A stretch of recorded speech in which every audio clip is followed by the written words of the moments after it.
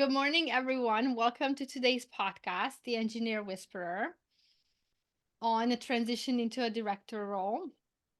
I'm super excited to be here, and my guest today is Jason. Jason, welcome to the podcast. Thank you. Happy to be here. Yes, we tried, and today is the day when we're sitting down. So this is super exciting. So, before we start, tell us a little bit about you. Yeah. So Jason Teeples. I worked at Boeing for about 18 years. Started in the Seattle area, and I'll take even a further step back.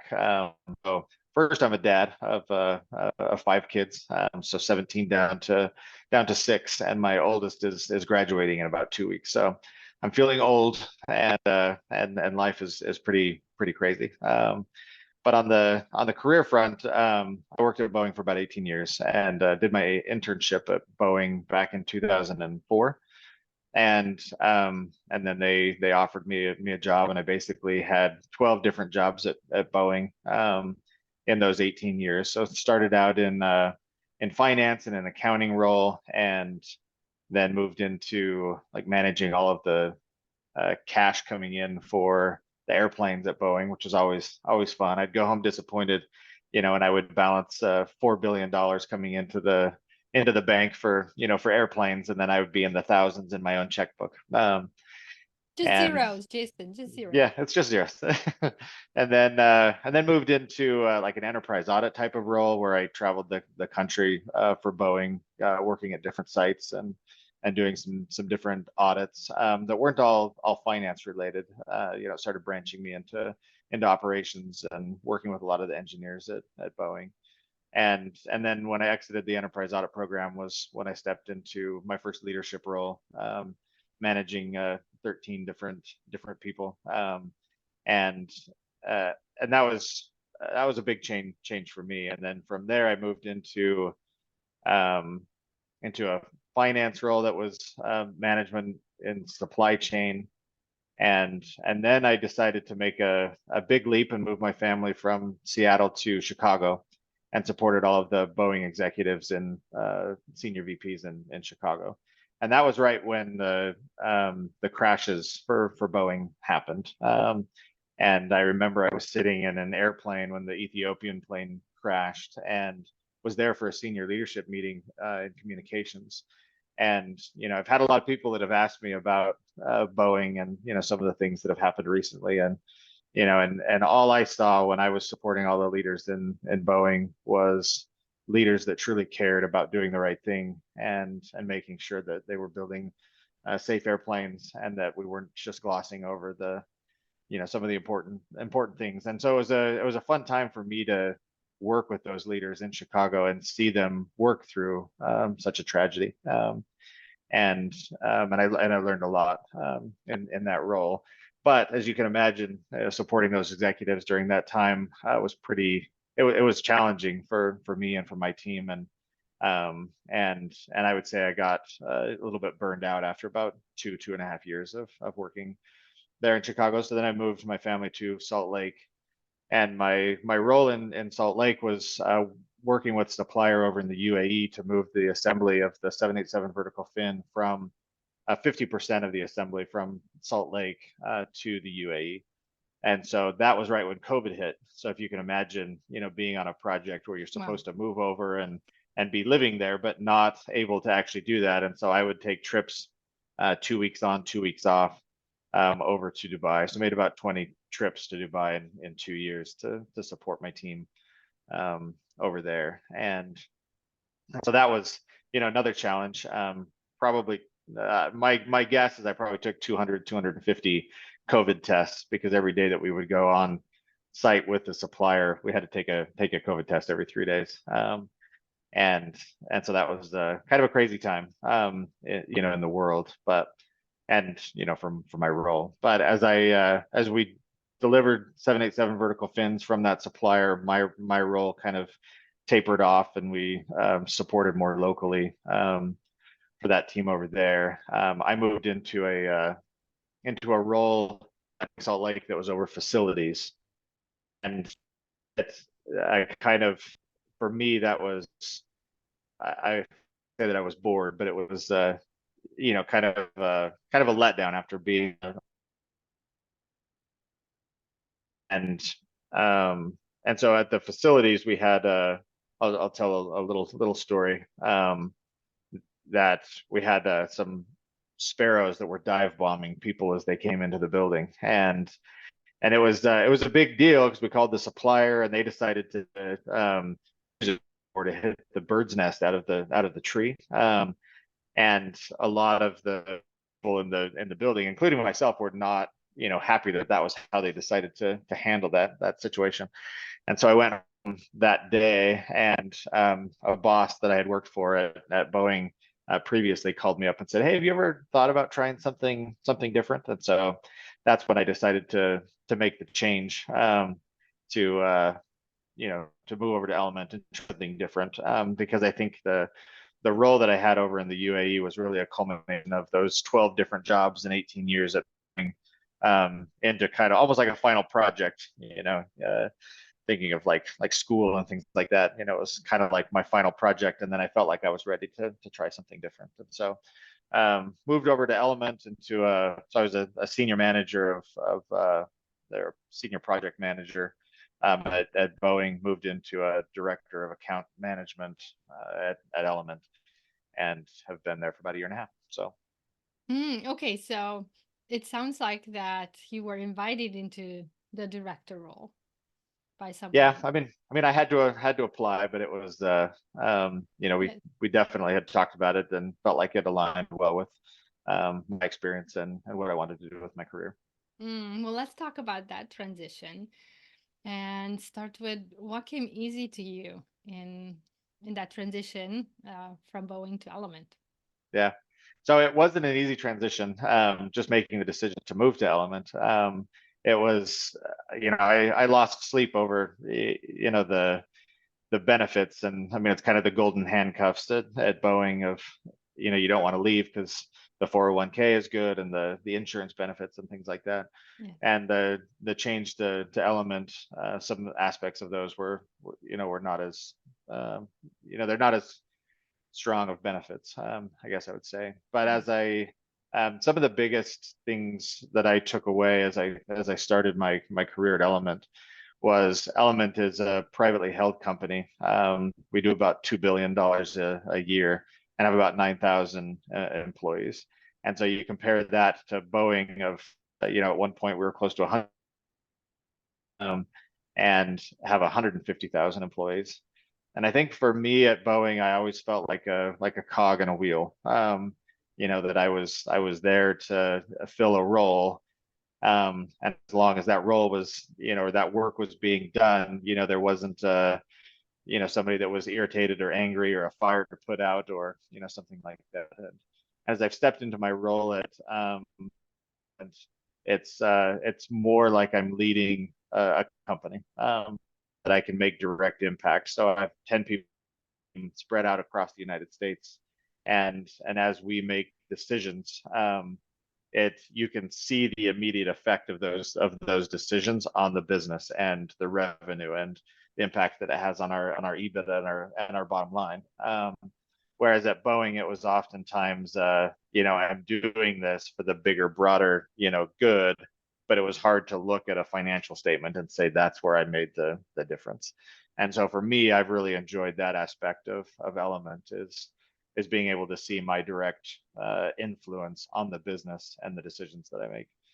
Um, and with that, I think there is a, just the accountability at Element is different, and so you see leaders holding employees accountable for their actions, for their KPIs, for the metrics that they have for their specific role. Whereas at Boeing, I don't think we always saw that as much from a pure accountability. If you make a big mistake or you lose a big deal or something like that, I feel like at Element we do hold our people accountable, and I think that helps drive the business forward. So, uh, so Jason, you're saying holding you accountable yeah. is a good thing. So that was because one would argue, I mean, that could be, maybe a something that we can, take it here and there, and Yeah, sometimes, not black and white, yes or no. So you're saying this was a mindset shift for you, that 'cause now you were held accountable, and now your actions, your behavior, your results decisions that were, are made. Yeah, yes, yes. So what then had to shift for you, as a human being, as a leader, yeah, to then get into this new mindset of, yeah. okay. Yeah, I think for me it was just recognizing, and it's part of like an overall like personal shift. Also, in the workplace of like every decision that I make matters. Both in my personal life, every decision that I make matters. I found the same to be true at work. And so, if I was going to log on and work overtime at Boeing, oftentimes it was because, I had a big deadline, or a boss that, told me that I needed to, or, something like that. And it almost felt more, I don't want to use the word forced, because I was never forced to, work overtime or, work a job, but it was because somebody else needed something done. See, And now, like last night, I hopped on and worked for, a couple of hours just to wrap something up, but it was because I could see that, where I could make an impact, on the business, and so I was excited and, passionate about, like, I want to get on and do it, because I know that, one, it will influence, overall my performance, but it helps move the business along, and I think I oftentimes, like I said, I had a hard time drawing that direct line if I was going to do a, finish a presentation that was urgent, but, oftentimes I never really saw the results of where that presentation went, or the decisions that were made, or, the impact that it had the business. so it's almost like moving from resentment to kind of anger, and a little bit of, I don't want to do it because I don't see the real Yeah, meaning, to now I'm excited. I mean, that's what I'm hearing. I'm yeah. excited. I want to do it. This is And I'm my not one to choice. get angry, or, resent, but it was kind of like a, just like an irritant, I guess, that Hmm. I have to do this, because I need to get it done. My boss has asked me to get it Yeah. done. To one where it's like, this is actually pretty exciting, because if I can, close this deal, then it directly impacts the company, and, in turn directly impacts me and my family. So I'm curious, how does Element show that you have a direct impact? Tell us Yeah. more about that. How do you So, see it as a leader, as a human being? yeah. So my team is, it's sales or commercial, but it's more relationship management, I would say. So my team owns the top 10 accounts for aerospace and defense Americas. And so, as the owners of those accounts, um, we they're large accounts, and a lot of different relationships, and being able to, manage those. And I mean, we're constantly involved in deals and negotiations, contract negotiations, just different testing that needs to be done. I guess I didn't give a very good intro to what Element actually does, but we do certification and inspection, and so testing, on airplane parts. So my move from Boeing into Element Okay. was, still aerospace and defense Mhm. related. And so if we can go in and close a deal with a customer, as a sales team, we're, paid on a, we have a bonus structure that's based on, how we're able to grow, different accounts. And so that's one aspect of being able to directly, impact, our bonus. And then on top of that, like I said, we have about 300 labs across the world. About 40 of those are aerospace and defense related in the United States. And when we make a sale, then it's a direct impact to that lab, and the team at that lab that will actually do the work. So So you're kind of in the business of creating a safer environment for, I mean, you know, a few levels further for people to safely fly, Yeah. because you ensure that the parts are safely certified, that the process is correct, is verified, is there's the right authorization and so forth. Okay. Yep. Okay, Yeah. that's And Element's logo or brand is all tied around making tomorrow safer than today. And it really is the core. And at Boeing, we would often talk about safety and safety at work and going home safe and making safe airplanes. But Element is directly tied to making sure that airplanes are safe to fly. mhm. So what I'm hearing is it's really important for leadership, upper leadership, company leadership to create that alignment and that visibility of the to the vision, the mission, the why am I doing what I'm doing and how my work directly impacts the the well, the impact, the the Yeah, mission of what we're doing here. I mean, we talk, you hear, you read about this of how important this is. So thank you for, giving a real life example and experience of how it works.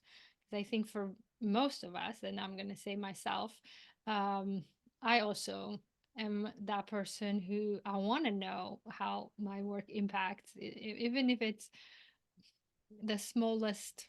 I don't want to. I want to say step in a bigger process, but I want to understand the big process and then what the process result then creates and the impact. So that's what I'm yeah. hearing from you. Yeah, and it is fun to be part of so many different projects, from a lot of government work down to just uh, in the industry. Think of like eVTOLs, so Joby and Archer Aviation, and Boeing has Whisk, and some of those companies. I mean, they're all going through FAA certification right now, and an Element gets to be a part of that and making sure that the next generation of how we as human beings may be flying through the air are safe. And so, it's fun to see be part of the bigger, broader aerospace and defense organization, but also see kind of the up and coming and what's happening, what the future is. Hmm. Well, I mean that's super cool. Again, it's so inspiring to hear that when companies invest in the alignment and in the visibility of of their employees into the mission and vision, that it pays off. Yeah. So what was let's talk about what was challenging for you in this transition. I mean, you mentioned a few things, but I wonder if there was something else and something particularly challenging for you. Yeah, I think for me there's um and like I said, we have Hold on, so many. Jason, you cut out for a little bit. So can you Yeah. repeat that? Yeah, I keep getting a note that the internet is not, stable. Hopefully, it's not on my end. But um, so Element is, I mean, it's a smaller company than Boeing, but there's so many different types of testing that we do. Like I've mentioned, 300 labs, 40 of which are aerospace and defense related, and to learn all of the different types of tests, who's who. Each lab is actually run as its own LLC in the United States, a small company. And so learning like how the organization is run, and then finding my place in that organization. And I think was the biggest challenge. And I know, I mean, I moved around a lot at Boeing.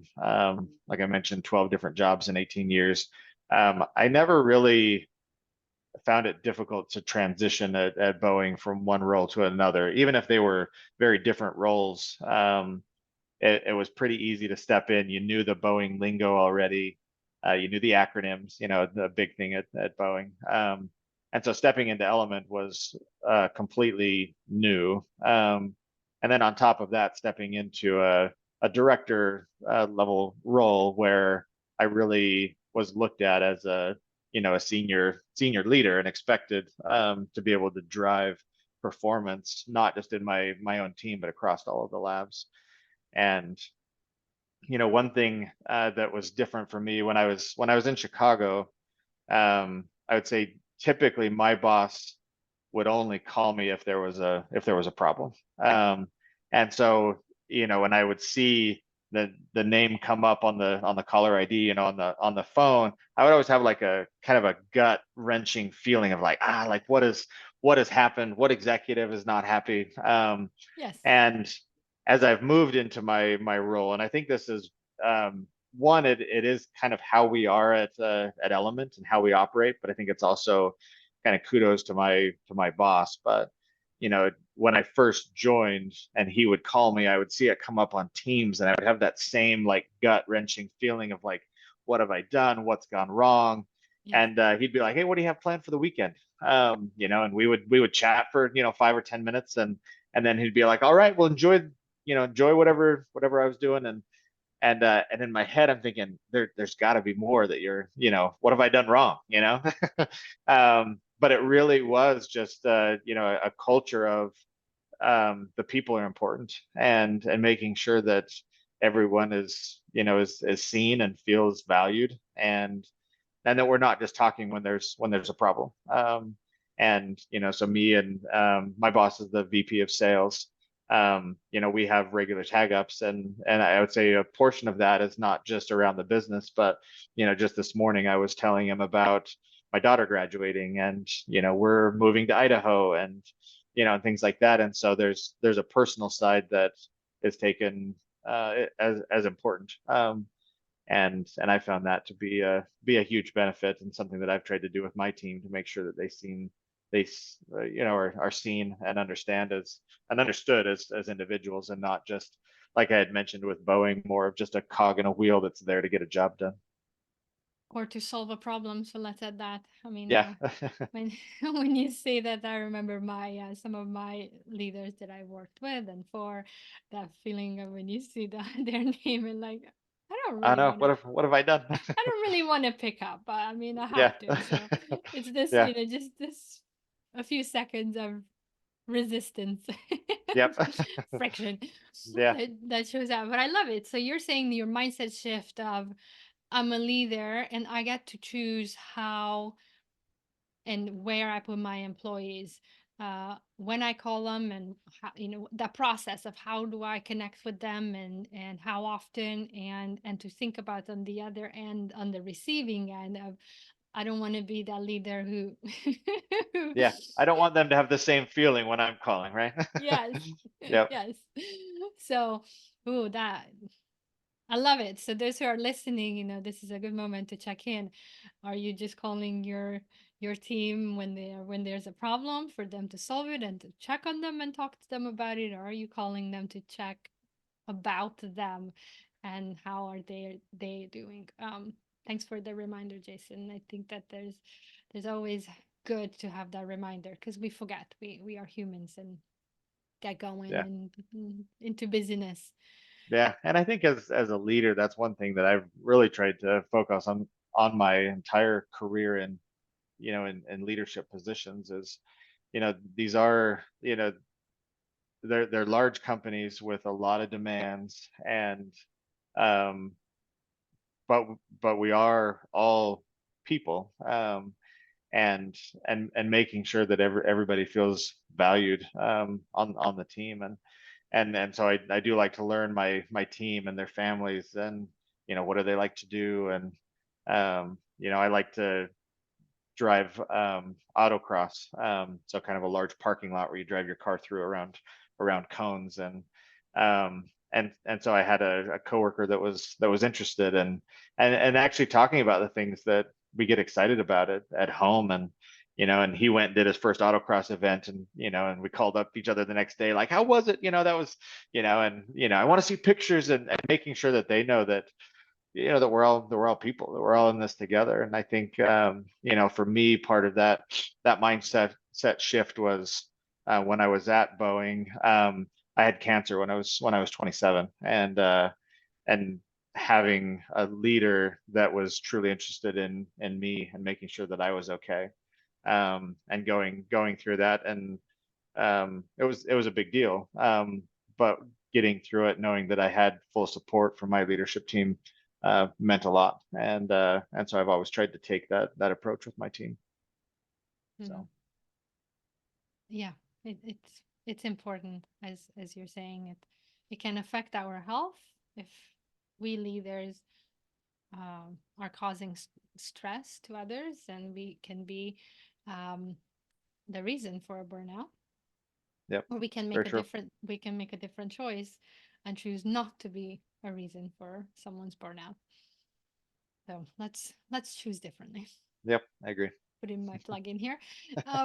So in your transition, what was something surprising? Tell us about that, if anything. Um, Something surprising. So I think for for me, kind of going back to that feeling of being a cog in a wheel at Boeing. I think when I stepped into my role at Element, I kind of just assumed that it would be the same. And I remember one day I was talking to my boss, and he was like, just remember that your team owns the strategy around XYZ. And it wasn't here's our strategy. It wasn't him directing me exactly what the strategy should be. It was, hey, your team owns the strategy around this, and you've got to lead them through it. And so for me, it was a mindset shift, and it happened quickly, but it was not how I went into the role. It was more of a like kind of expecting him to be like, here's our strategy, and make sure that the team is pushing this. It's more of a, hey, you own that. Go drive the team to do it. And and for me that was I don't know if I'd call it a surprise, but it was something that when he said that, it was an aha moment for me of, I need to be driving this, and in order for me to drive it, I've got to understand it, and I've got to, and it's been really fun also in this role to be able to, um, as we start driving down that strategy, be able to pivot. I feel like at Boeing, pivoting was very difficult. If you wanted to make a change or you wanted to try something new, you needed 5 level up of approval in order to be able to change something. And here it's been more of we own it. If we want to try something different, let's do it. And we might have to get approval on certain things depending on a different delegation of authority, limits and things. But for the most part, we own it, and we get to drive it, um, and that's been a lot of fun. So what I'm hearing is this mindset shift of ownership, accountability, ownership, responsibility. So I am curious. Tell us a little bit more of how did you grow into that? How did you yeah, change your behavior, your actions, Yeah. and what was the And thinking that was behind? yeah, and I think the word that's come to mind just as we're talking is that empowerment. Yes. That my leadership team is empowering me and my team to be able to to drive that forward. And so what I've done is tried to be really intentional with all of my team in uh, just pushing that same idea of I can go into a deal and I can tell my team exactly what I think, what the price should be, what the contract should look like. um but to just but then I get burned out, right? If I'm trying Yes. to do everybody's job. And so I've tried to be very intentional in here's the approach, and then kind of that same type of wording, and it's not the same in every discussion, but hey, we own the strategy, you own the strategy. Go and run with it. And sometimes we'll have a little bit of pushback from the lab, or somebody else that's writing a quote for a certain customer, or something like that. But telling them like, hey, if you run into that type of I'll call it opposition or pushback, then let me know, and we can talk about it. But ultimately, you own the strategy. Just go execute. And I think it really gives the team the ability to go and do what they've been hired to do. And I feel like we've hired some of the best, and allowing them to demonstrate their skills rather than feeling like they have to execute my strategy. It's you own it. Go run with it. So So you turned around and then you offered that same that same same feeling, advice. Yeah. same feeling, right? It comes with that feeling. And as you were talking, the feeling that would come to me, if one of my leaders would say what you said, that I own the strategy and go and execute, like, oh, he's trusting me, like Yeah.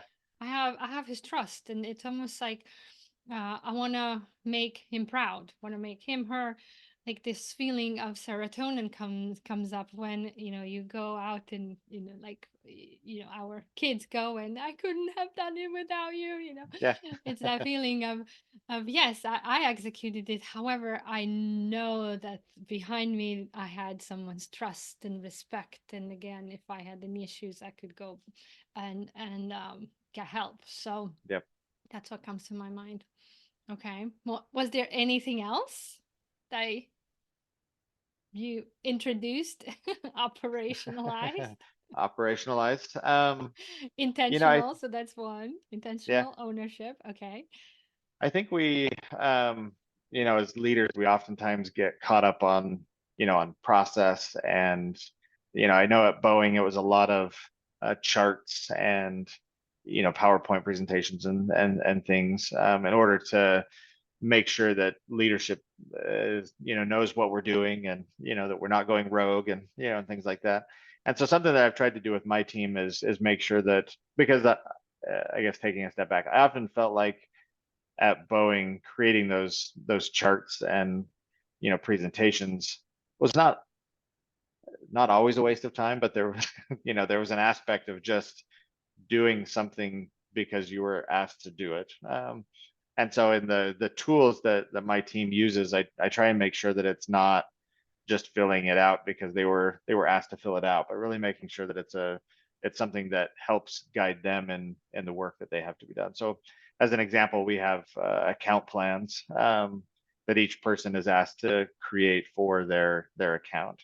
But the account plan was probably 20 different tabs in an Excel spreadsheet, and each one had to be filled out. And Oh, sometimes if you filled it out once, it wasn't changing every month or every quarter. But it was a lot of work. And if it was just to fill it out once to never look at it again, or it was just regurgitating what's on a customer site into a tab on a spreadsheet in order to say that you had filled out that tab, doesn't yes. do anybody any good. And so what I've tried to do is really make sure that that account plan it's a living document, that the tabs that we're filling out or the information that we're filling out is really the ones that are beneficial for the team to drive the business forward, rather than just filling it out. And so we have like some charts that demonstrate where we're at in the account, and where we need to grow, what we're trying to find, where we're prospecting, all of that information, where they can jot that down and use it on a regular basis to keep track of where they're prospecting, or what they're pursuing, versus just filling something out in order to fill it out. Yes. And I think that's been a good change for my team, and some positive feedback that I've received is you know, making sure that they're not just doing things because they've been told they need to, but really making sure that it is aligned with the business and helps them get their work done. I love that. I mean, while you're bringing in this concept of measuring, that usually there's a gap between where I am right now and then the goal that I want to achieve, and because the results will be after you go through and you work through the gap. So knowing how big the gap is, that's really the measuring. But I love what you're bringing in, this other concept that I have been talking and preaching about, is the just looking at and thinking about accountability differently. For me, it's something that I learned when I was at Boeing, that somebody opened my eyes to, that accountability can also be viewed as the meaning of give an account. So being able to give an account, the ability to account for an Yeah, account, replace account with story, give an ability to tell the story.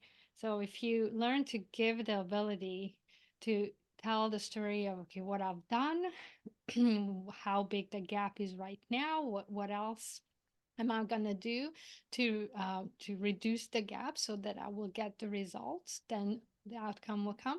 So you're bringing in this different mindset of accountability and measuring, and when you come with this, with the intention of this is something that you can use as a tool for your accountability, and then you can use it to then take ownership and account to your leader. uh, Again, just tell the story of what you've done and where you are right now, where we all are. It becomes this really meaningful and purposeful process. That's what you reminded me of. Yeah. No, and I think kind of building off of the idea of accountability and giving an account and being able to tell that story. I had a leader at Boeing that was always pushing that if you tell the, and I forget exactly how she'd say it, but basically the person that frames the story first wins, I think is the way that she would describe it. But I found that to be very true in with my team and account management, is if our leaders at the highest level are pulling up an account and they see like a gradual decline, it it starts to raise questions, or suddenly it's a fire and everybody's wondering what's going on. But if you find ways that you can be telling that story over time, that, hey, we're seeing a dip right now because of XYZ, and here's how we're getting back to plan, um, then it doesn't become a huge deal. It's just part of the story, right? And Yes. it is holding the team accountable, but it's allowing for them to have that flexibility to know that there might be a dip and that they've got a plan to work out of it, rather than making it a fire that everybody needs to know about, and and then eventually somebody else steps in to try and like drive it to completion. It gives the team the opportunity to tell that story up front and be the first person to frame it, rather than have people worry about it. So Oh, I love that. Yes.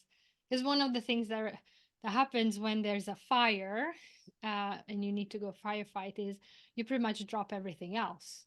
yep. So if if everybody drops and everybody goes and wants to now take action because there's a fire, it pretty much everything else stalls and stops. So Yep. how the advantage of being the first one who frames the story and gives a different account and explains it is you don't stop the whole operation. Yeah, you don't That's stop the whole process. Yep, yeah, that's good. that's another very, very well, that It's mindset that powerful. Yeah. yeah, you have to, yeah, it's very, very powerful just understanding it this way. So yeah, thanks for bringing it up. Yeah. Well, Jason, as we're getting close, want to ask you if you're going through any transition right now, and what is that? Share with us. Yeah. So one of the things that Element has recently done, and it's been about a year ago now, was we purchased a company called NTS, which was one of our biggest competitors. And so now we get to go through the integration process. And if there's any of you or any of your listeners that have gone through an integration with another company, I mean, it takes a long time, and it's challenging because you have redundancies, you have to figure out how to make teams work together. And so NTS mainly does product qualification testing, and my team has more been on like the material testing side. So product qualification testing is more like full systems that need to be tested. It's a little bit more of a like specific test that takes more setup, whereas material oftentimes is just like getting the material in and running the tests. And then on top of that, the team is more regionally focused. So they actually have folks that are situated next to some of the big customers that my team manages. And so you go from managing an account from a very broad perspective across the United States and flying in to visit occasionally, to now my team is managing teams locally, and and and really I would say stepping into their leadership positions of making sure that they're understanding the story of what's going on, locally with those accounts, and has allowed them to step into those roles. And so, it's something that's ongoing. It's something I'm learning a lot. I just got off a call with, one of the leaders from NTS to figure out how our teams can work better together and make sure that we're information sharing, and that we have everything that we need to be successful and to grow these accounts that we have. So It's So an ongoing transition that's continued to be a challenge, but I find it to be fun. So so what's a mindset challenge that you see ahead, that you already see that like I have to grow into, that you're learning about, that you're gonna be stretched on? yeah, and I think I've been having conversations with my leadership team about how to like have the teams working more closely together. That we're you know being our biggest competitor for for many years. I think oftentimes the teams still see each other as as competitors, Oh, yes, and so yes, it's yes. breaking down those barriers. Making sure that we recognize that we're working on the same team, and not only are we working on the same team, but we're working on the same accounts, and we can help each other, right? Oh, And so for me, figuring out how to break down those barriers so that the teams are working together, see each other as being on the same team, and can really have that vision of how large can we grow, or how much can we grow some of these massive accounts that we have, just now by together. working by working together. Yeah. So Mm. Oh, I love this. I love this concept, and understanding that you bring in that there are actually barriers, there are actually walls that there are between my team and your team because of the past structure, past processes, past experiences. yep, So, what I'm hearing is number one, start with just acknowledge that there's a barrier. yeah, they're there. There's probably, yeah, yeah. So versus ignoring or neglecting or hiding or acting like we're all the same team is just say it as it is. Gonna put the elephant on the table, and it's like, yep, we probably don't feel connected right now because we haven't been for for all these years. So Yep, how do we collect together, collectively, break down the barrier? I mean, I love what you say. It's easy to say, how are we going to be connected? How are we going to feel connected? But in order to connect, literally, there has to be a free space between. It can be the walls can't stand, yep, otherwise you can't create connectivity. So just from a, I know I'm going kind of visual yeah, and bringing these in, but it's it's a fun challenge. I hear, and I think for you is to grow into, to really expand your leadership of, before connecting, how you break down, how you acknowledge what it is, um, so that you can bring, at least have everybody sit at the table yeah. and So I can start. help lead them through that. Mm-hmm. Yeah, no, I completely agree. I've actually got a team call this afternoon where we're gonna continue the conversation about some of the walls that we see, and so that we can, like you said, acknowledge that they're there. Yes. They're not a reason for not doing business the way that we need to. It's identifying that they're there, and then making a plan for how we can bring them down or go around them. So Yes, yeah, climb over, and then the, the child story of the three pigs thing, three pigs and the wolf. yeah, Some people might see the wall or the barrier as of a material that can be easily, pushed down, straw, for example, but some might see it as bricks. So, different strategy might apply, but first it's really finding out how people see it, how do they perceive it, and not how I perceive it. It's yep, really listening, so that listening skill too. yeah, I like well it. well, Jason, we're at the end of our discussion, and I loved every minute of it, and I want to give you the mic back, close us out. What would you like to leave us with today? I That's a good question. I've enjoyed being able to kind of tell my story, and we've moved around a few times, and our meeting, and I was a little nervous to get on the podcast and be able to share my experience, but it's been good to kind of talk through, and I guess I just hope that people are able to take some of the stories and the challenges, and be inspired to incorporate some of the ideas into their own leadership, and run with it. So I appreciate the opportunity to be on the podcast. Well, thank you for being here. Thank you for being a guest on the podcast.